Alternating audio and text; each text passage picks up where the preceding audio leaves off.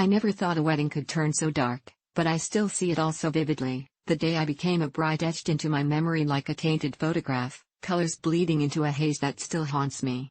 The venue was stunning, draped in fairy lights and blossoms, each table adorned with flickering candles and flicks of pastel elegance, but the real centerpiece was the wedding cake, a towering, decadent creation that I had painstakingly crafted to be vegan. I've been a vegan for years, and though friends told me I was crazy to not cater to the normies by incorporating dairy, I stood firm. I was proud of my cake. Everything about it was a testament to the care I took in my choices: organic ingredients, no animal products, nothing but love poured into every layer, and the sweetest part was the anticipation of seeing my guests' delighted faces as they took their first bite.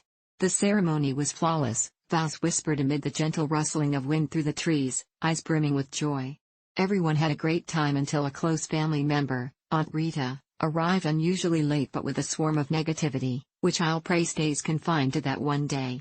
Nobody expected her to spoil the vibe. She was a vegetarian, so what could go wrong? How could she possibly know that I'd decided against labeling my cake as vegan? I mean, it's just a cake, the flavor ought to be enough to win hearts, right? True, I had debated that morning if I should put a little sign by the cake that read vegan, but ultimately felt it unnecessary, knowing my guests hardly cared for labels when paired with sugar. But then, Rita came over, her face pinched in disapproval like she'd bitten into a sour lemon while grumbling about tricking her into eating something she didn't know wasn't laden with eggs or cream, her eyes darting around the party like a hawk ready to pounce on her prey, an accusative glare aimed directly my way.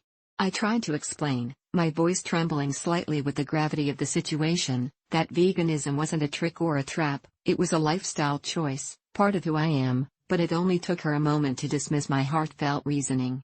She was relentless, weaving herself into conversations, spreading her sentiment like a contagion. Other guests started to murmur, unsure, curious whispers swirling like dark clouds above a picnic. What if the cake was subpar?